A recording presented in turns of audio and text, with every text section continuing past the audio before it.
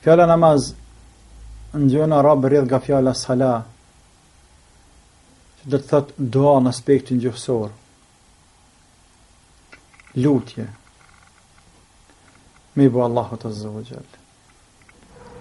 Është namazi i vetmi fars, i vetmi obligim, i vetmi ibadet i cili është bën obligim direkt nga Allahu dhul Xhelal te Muhamedi sallallahu alaihi wasallam, pa ndërmjetësimin edhe vet Xhibrilit. Namazi, për dallim prej të gjitha këtyre, është shpallur në një natë, në një ngjarje e cila është e jashtëzakonshme dhe është interesante, ka të bëjë me udhëtimin e një orë të Muhamedit sallallahu alaihi wasallam, i cili është i njohur si udhëtimi i Isras dhe Mi'rajit. Dhe në këtë rast, derisa Muhamedi alayhi salatu wasalam ka qenë në qiell, në fqinjësinë e Allahut azza wa jall, atëherë i është shpallur obligueshmëria e namazit. Kjo në vetvete flet shumë për vlerën e namazit dhe flet për faktin se namazi vërtet është një privilegj i madh dhe secili besimtar duhet ta përjetojë namazin sikurse është një ngritje shumë e lartë deri tek Allahu fuqiplot.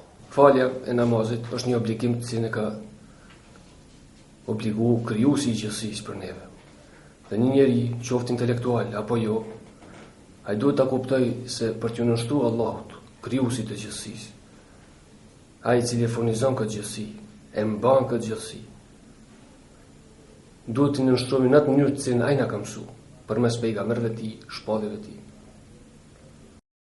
Pejgamberi sallallahu alaihi wasallam ka thënë: namazi është shtylla e fesë, drita e besimit dhe e zemrës, qelsi i lumturisë, miraxhi i besimtarit.